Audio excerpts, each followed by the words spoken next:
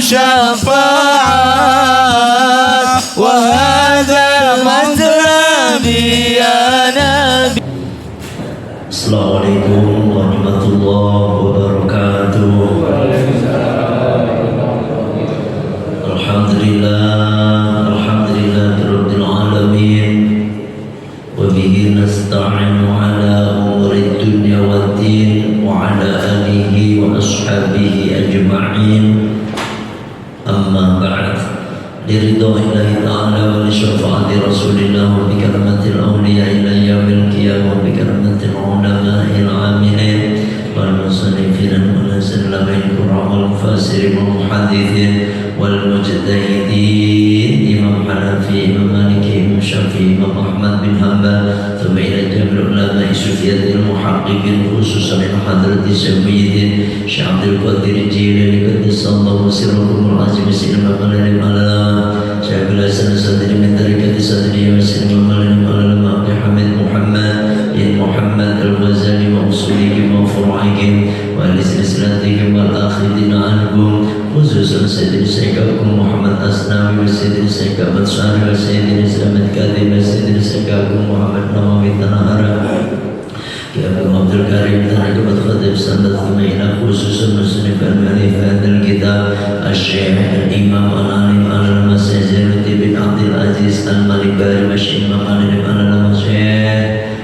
Ahmad bin Hajar Al-Haytami Thumaina Jama Syekhina wa Masyayikh Masyayikhina Senigi Jama Mazudi wa Senigi Jama Ahmad Nur wa Senigi Jama Ahmad Salat wa Senigi Jama Ahmad Fazil wa Senigi Jama Abdul bin Zaid Senigi Jama Abdullah Fakil Langitan wa Senigi Jama Abdul Wahid bin Gazi Zuhdin wa Senigi Jama Bisr Mustafa Rabbang wa Senigi Jama Arbani Abdul Qutb wa Senigi Jama Ahmad Syafi Adami wa Senigi Jama Abdul Sabi wa Senigi Jama Abdul bin wa Senigi Jama Ahmad Qurtubi Senigi Jama Anwar wa Senigi Jama Ahmad Bakr wa Senigi Jama Abdul Rahman wa Senigi Jama Biyadin Senigi Ahmad Asrar Masal Mahfad Senigi Jama Muhammad Munawir wa Senigi Jama Abdul Afandi Munawir wa Senigi Jama Abdul Qadir Munawir wa Senigi Jama Ali Masuk Krabya wa Senigi Jama Abdul Munawir wa Senigi Jama Munawir wa Senigi Jama Barasan wa Senigi Jama Al-Alama Al-Fadhil Al-Wara Al-Kamil Syekh Abdul Mu'ti Muhammad bin Umar An-Nawawi Al-Badani wa Hadratul Syekh Kiai Syekh Asy'ari Kiai Asas Al-Arifin Kiai Masbullah Kiai Bisri Zamzari Kiai Abdul Hamid Basuran Kiai Abdul Hamid Jabat Kiai Ahmad Bahir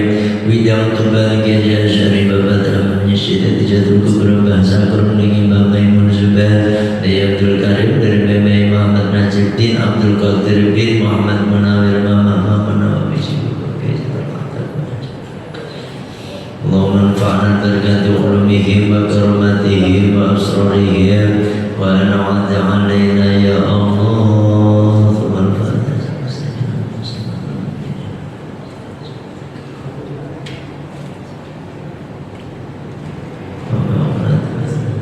thumma al-fatihah ila jami'il qubur minal muslimina wal muslimat wal mu'minina wal mu'minat khususan dari ahli kubur min ahlina wa ahlikum khususan ila ruh silakan ahli kuburnya masing-masing khususan ila ruh masakin cakar nang sanding Pak Umar Banjar Batas dan bertajilati ya Allah syai'unillahi lahumul fatihah أعوذ بالله من الشيطان الرجيم بسم الله الرحمن الرحيم الحمد لله رب العالمين الرحمن الرحيم مالك يوم الدين إياك نعبد وإياك نستعين اهدنا الصراط المستقيم صراط الذين أنعمت عليهم غير المغضوب عليهم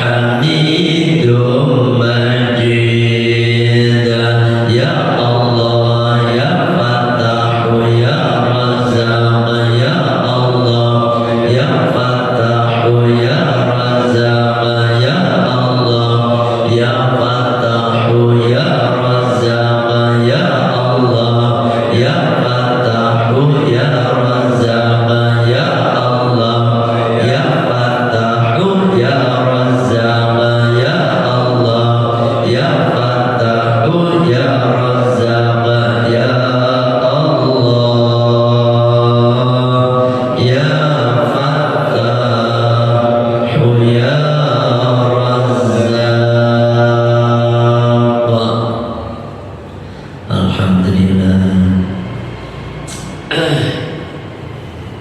Sebelum kita ngaji,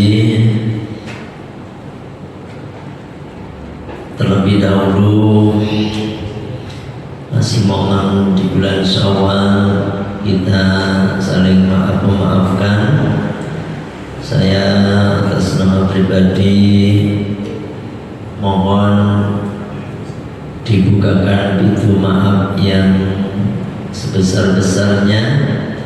Pastinya ada salah, ada khilaf, pasti itu karena selama ini saya yang ngomong udah pasti banyak salah. Maka dalam pertemuan kali ini sekali lagi saya mohon kiranya bapak-bapak mau memaafkan semua kesalahan-kesalahan saya, ya Pak ya. Alhamdulillah bapak-bapak tidak perlu minta maaf karena saya sudah maafkan, ya sudah saya maafkan. Alhamdulillah. Berarti kita kosong-kosong, ya kosong-kosong. Langsung aja kita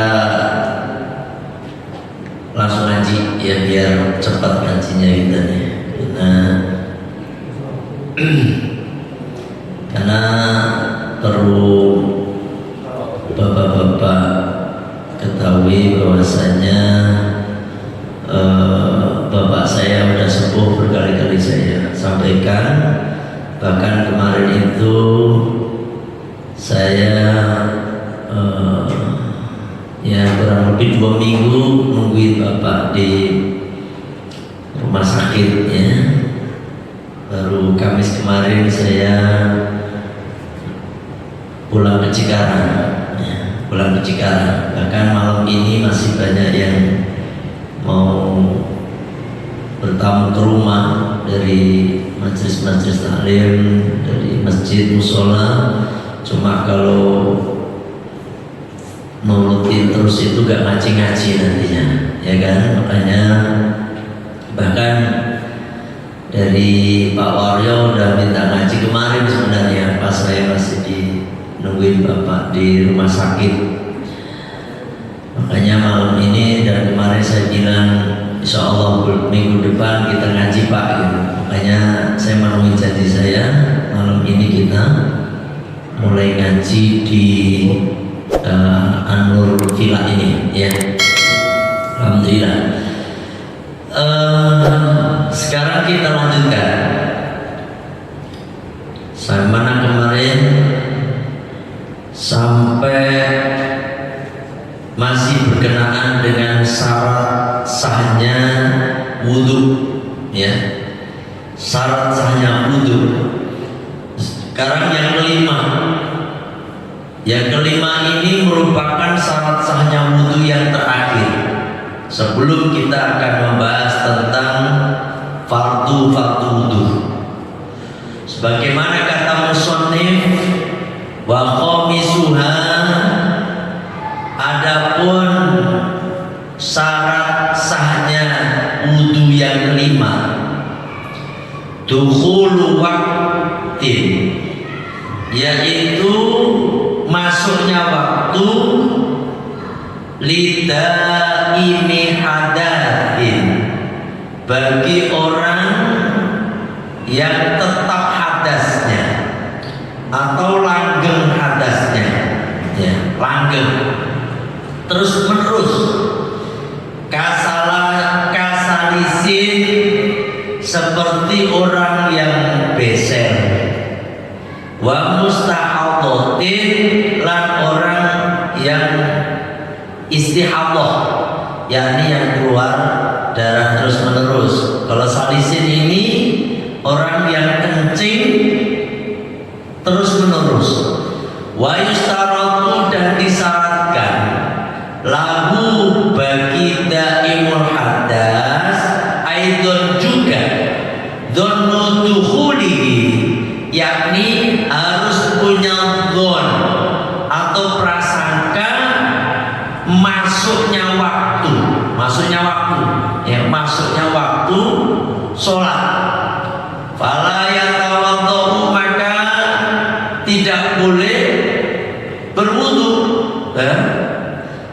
tidak boleh berwudu, wala yatawaddo, maka tidak boleh berwudu bagi orang yang daimul hadas. Kal mutayammumi, sebagaimana orang yang tayamum li fardin, untuk satu sholat fardu, au naflin, atau sholat sunnah, mu'aqqatin, yang punya waktu, yang punya waktu, Pak. Nanti ada saya jelaskan. Nah, yang akan kita bahas, Waalaikumsalam warahmatullahi, Bu Yuli Astuti, terus Bu Kaila, Pak Wildan, Pak Harib, Bu Husnul, ya, terima kasih. Waalaikumsalam semuanya yang sudah mengikuti pengajian kita, ya, semuanya terima kasih. Yang akan kita bahas pada pertemuan kali ini, dan termasuk syarat sahnya wudu yang terakhir ini, wajib bagi orang yang daimul hadas. Daimul hadas itu hadasnya terus menerus, Pak. Paling tidak ada 3 di sini. Ada 3. 3 itu siapa aja? Yang pertama, orang yang beser, yakni kencing terus, Pak. Kencing terus dan dolah keletnya lah, ya. Jadi terus-terusan kencing. Jadi kalau ngomong seperti ini, jadi saya ingat bapak saya yang lagi sakit, dirawat di rumah sakit, ya, kurang lebih 2 minggu itu. Kalau pakai kateter itu selang yang dipasang ke kemaluan laki-laki ataupun perempuan, sehingga kencingnya lewat selang itu, ya kan, kateter. Bapak saya itu nggak kuat, Pak, nggak nahan sakitnya. Bahkan orang yang pernah disakit seperti itu, saya nanya, mereka itu rata-rata sakitnya kalau di antara 1 sampai 10 itu sakit sekali, maka ada yang menjawab sakitnya itu 8. Jadi sakit sekali, Pak, karena dimasukin ke lubang itu. Insya Allah, makanya bapak saya nggak kuat, sehingga selang yang masuk ke kemaluan itu harus diambil. Mau pakai pampers kayak anak kecil katanya, jadi nggak pakai. Dan itu pipis hampir 1/4 jam. Itu pipis bolak-balik saya ke kamar mandi. Gus, gimana? Udah ngambil ispot tuh, pipis kita buang. Baru duduk begini, Gus, terus aja, ya kan? Sampai malam-malam itu nggak bisa tidur gitu, ya kan? Nungguin. Nah seperti itu. Karena apa? Kalau itu masih mending, masih pengen pipis, masih bisa ditahan. Kalau ini nggak bisa ditahan, udah nggak bisa nahan, udah dol aja wes, keluar aja terus gitu. Masya Allah, ceracet Kalau 1/4 mending, Pak, masih bisa sholat. Sholat paling 5 menit, ya kan? Kalau ini mah 1 menit keluar, 2 menit, atau mungkin hitungan detik, atau istighadah itu darah yang keluar dari perempuan terus menerus, ya kan, terus saja, ya, keluar. Ini ada orang kalau dianggap istighadah itu perempuan yang haid yang lebih dari 15 hari, ya kan? 15 hari itu paling banyak. Perempuan haid itu paling banyak 15 hari. Paling sedikit sehari semalam. Golibnya atau pada umumnya orang haid itu 6 hari atau 7 hari. Nah kalau udah paling banyak 15 hari,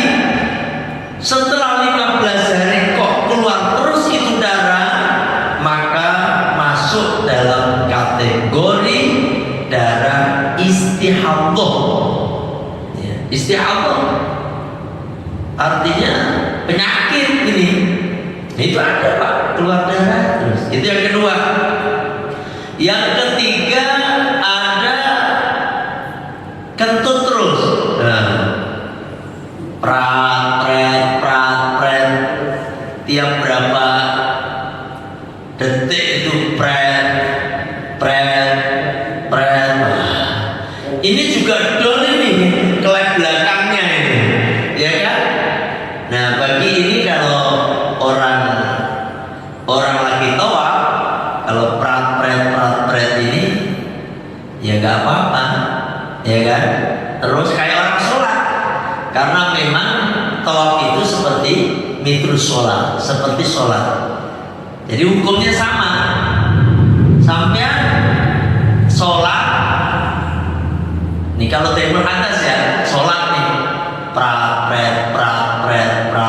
nggak apa-apa. Tapi jangan sholat di masjid. Ini ganggu stabilitas nasional ini mah. Sampai kiri kanan sampai pasti, jol itu masih jol itu deh, kan gitu, ya kan? Paling tidak baunya itu kemana-mana, angel. Makanya kalau yang kentut itu sholatnya udah di rumah. Yang banjir, yang apa namanya itu, yang pipas tipis itu juga jangan di masjid. Nanti bisa netes itu di masjid. Jangan, ya kan? Paham ya? Ini jadi ada 3 macam daimul hadas yang perlu kita ketahui. Nah, kalau orang yang daimul hadas seperti ini, yang hadasnya terus menerus, maka syaratnya ketika wudhu itu wajib sudah masuk waktu sholat. Kalau waktu zuhur, ya sudah masuk waktu zuhur, jam 12 misalnya. Wudhunya ya jam 12 ini lebih, jam 12 tadi loh wudhu. Kalau kurang dari jam 12 kok dia udah wudhu, maka dipastikan itu wudhunya tidak sah, walaupun benar. Kenapa? Karena tidak memenuhi syarat. Padahal memenuhi syarat sahnya sholat bagi orang daimul hadas itu harus sudah masuk waktu sholat. Nah, kalau orang sebelum masuk waktu sholat kok dia apa namanya tadi? Kok dia wudhu, otomatis wudhunya tidak sah. Paham ya? Terus wudhunya udah masuk waktu.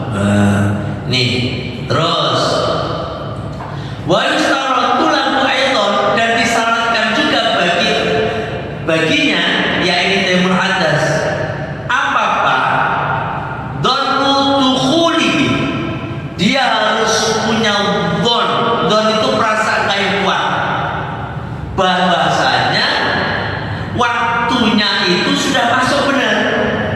Gak boleh ragu-ragu, wah ini udah masuk waktu sholat belum ya? Ini udah masuk waktu zuhur belum ya? Ini sudah masuk waktu asar belum ya? Kalau kayak gitu gak sah, walaupun kenyataannya sudah masuk. Paham? Tapi dia gak yakin kalau sudah masuk waktu sholat. Nah, seperti itu wudhunya tidak sah.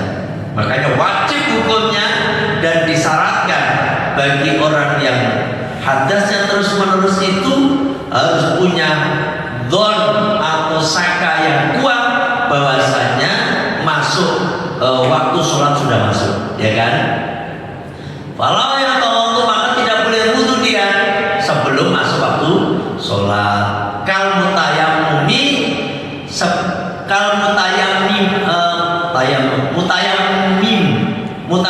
itu orang yang bertayamum, ya.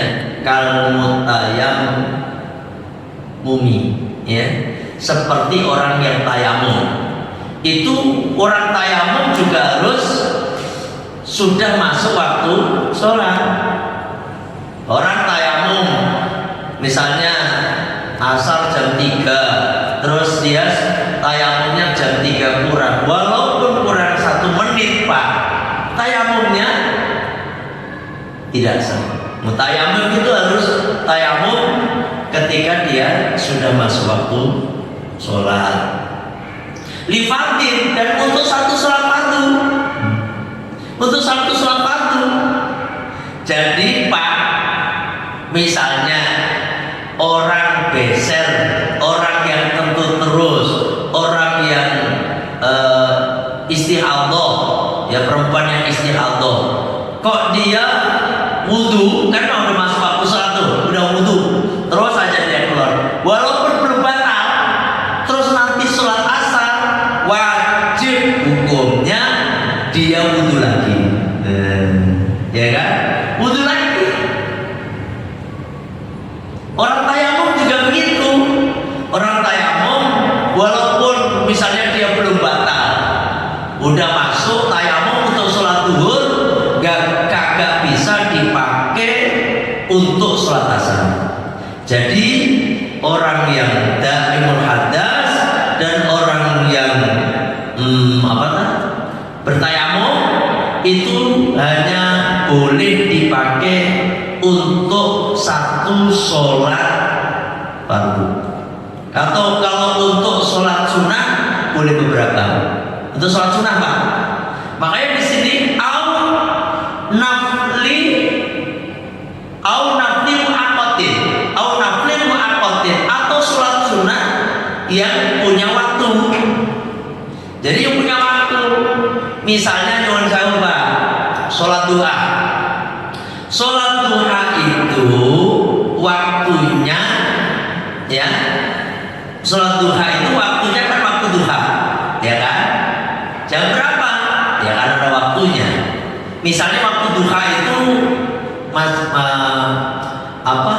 irtifa'us syams, matahari itu naik, ya kan? Semisal seberapa? Biqadri rumhin, sekira-kiranya 1 tombak. Satu tombak. Nah, belum 1 tombak, ya kan? Atau masih belum waktunya duha deh.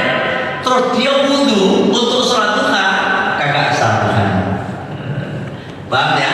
Ini bagi daimul hadas, orang yang punya hadas, nggak sah.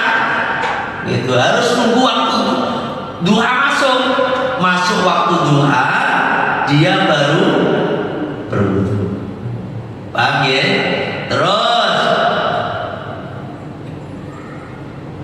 wali sholati janazatin, dan bagi sholat sholat jenazah, ya kan, qabla waqti fihi, sebelum waktu mengerjakannya. Wali sholati janazatin, bagi kalau untuk sholat jenazah qoblal ghusli, sebelum dimandikan, nggak sah Pak. Makanya kalau kita mau sholat jenazah bagi daimul hadas, ya toh, itu wajib mayatnya udah dimandikan. Sebelum mayatnya dimandikan sampai wudunya kagak sah. Paham nih? Beda dengan orang yang bukan daimul hadas.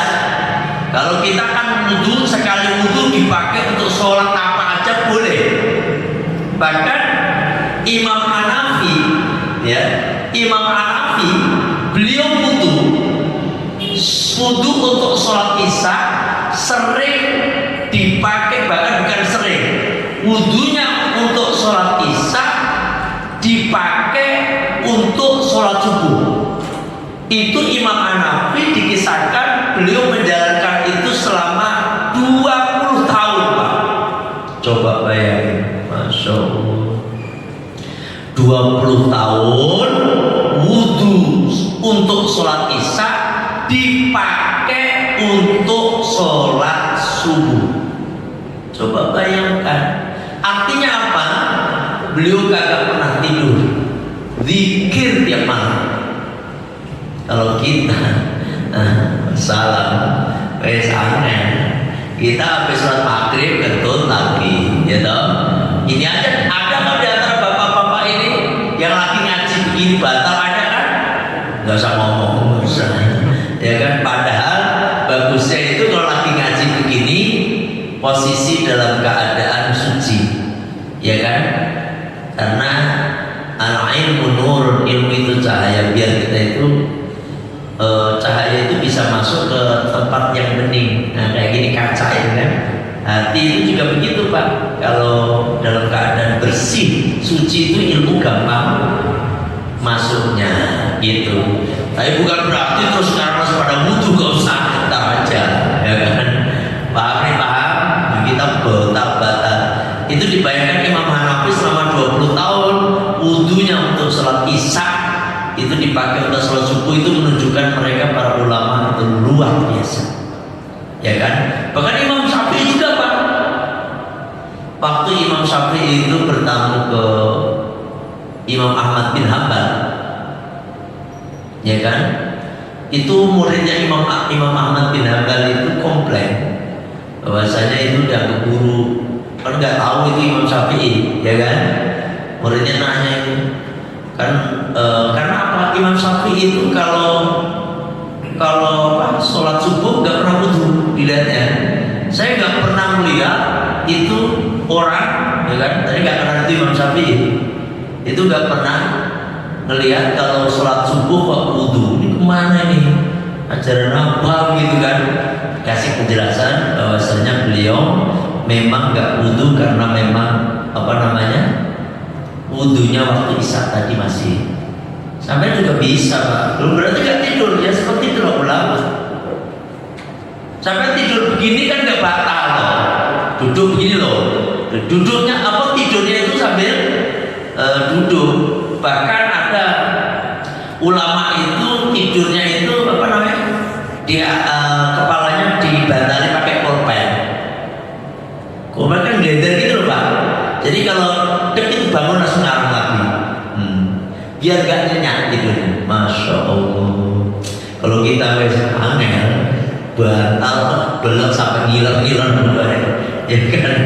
Tapi ya gak apa-apa, kita ini orang biasa ya kan. Maksud saya orang biasa ya udah turun, tapi ya juga menang turunnya ya kan. Nah ini wes. Jadi kalau orang sholat jenazah itu bagi daimul hadas, ya kan, itu wajib udah dimandikan mayatnya, dia baru wudhu. Paham nih? Karena apa? Gak sah nyolatin mayat yang belum dimandikan. Paham ini? Makanya sampai itu Pak nyuwun sewu, kalau Pak Katno Haryanto, semoga sehat selalu Pak Katno, ya sehat berkah. Kita nih mau sholat goib, ya mau sholat goib, mayatnya ada di Jawa Timur misalnya, ya toh, sampai jangan main sholat aja, main sholat goib aja, tanya dulu mayatnya udah dimandikan atau belum, gitu. Jangan main sholat aja, mendengar kabar dari Jawa Timur jam 5 ini atau jam setengah 5 mendengar kabar, saking nafsunya langsung habis sholat subuh bapak-bapak, karena misalnya nih ini ngajak karena ada kabar bahwasanya kiai di Jawa Timur tadi setengah 5 wafat, maka nanti habis sholat subuh langsung kita sholat jenazah, sholat goib. Padahal nggak nanya, belum dimandikan jangan-jangan, ya kan? Harus dipastikan udah dimandikan belum ya? Ini dimandikan jam berapa ya? Ditanya. Oh meninggalnya setengah 5 tadi. Oh dimandikan nanti jam 5 nanti. Ya udah, sampean sholat jenazah setengah 6 nggak apa-apa. Sholat jenazah, ya kan? Loh itu kan masih waktu haram habis sholat subuh, ya kan begitu sampean ya. Itu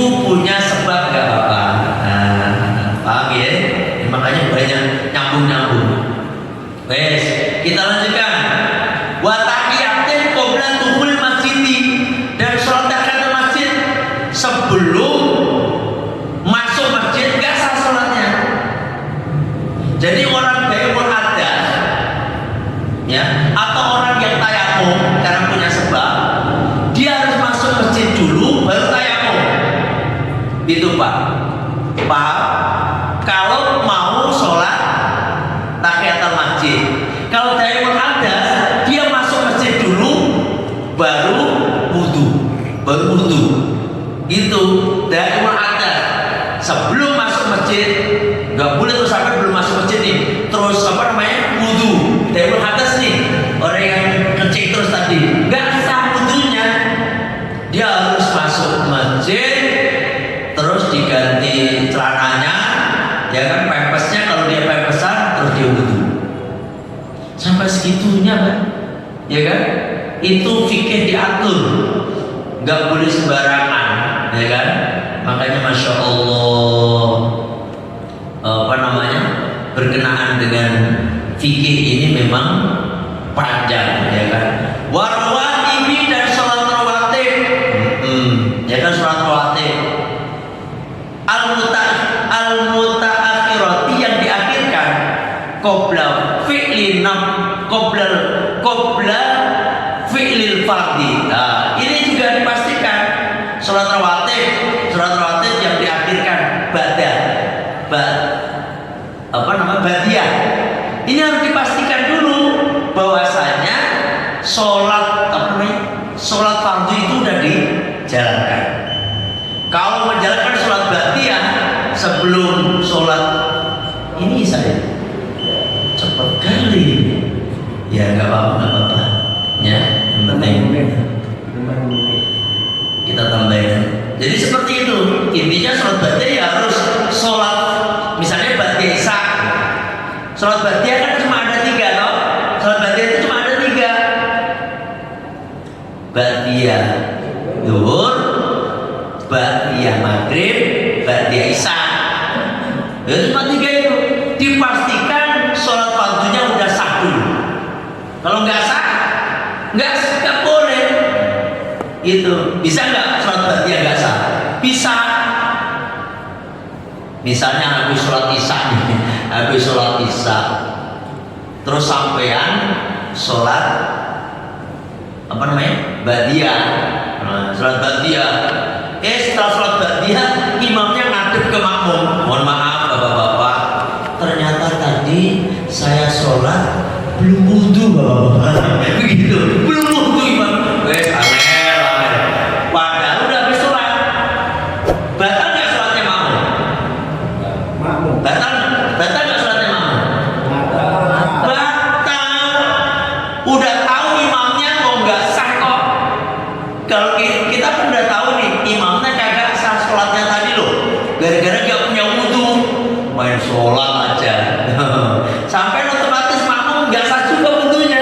Karena apa? Imamnya nggak sah. Kita ngikuti imam yang nggak sah, sholat kita juga tidak sah. Sampai terus sholat badiyah sampai juga nggak sah otomatis. Sholat isanya nggak sah. Paham nih, paham? Nah, dan seterusnya. Ini karena udah masuk udah masuk isya ya. Ada yang nanya nggak? Biar satu aja pertanyaan. Ada yang nanya? Alhamdulillah nggak ada ya. Kalau nggak ada, nanti kita lanjutkan pekan depan ya, insya Allah. Semoga bapak-bapak semua selalu sehat, berkah selalu ya. Al-Fatihah. A'udzubillahi minasyaitonir rajim. Bismillahirrahmanirrahim. Alhamdulillahirabbil alamin, arrahmanir rahim, maliki yaumiddin. Iyyaka na'budu wa iyyaka nasta'in. Ihdinas shiratal mustaqim, shiratal ladzina an'amta 'alaihim, ghairil maghdubi 'alaihim waladdallin. Amin. Alhamdulillah, mohon maaf kalau ada kekurangan, ada kekeliruan. Wallahu muwaffiq ila aqwamit thoriq. Assalamualaikum warahmatullahi wabarakatuh.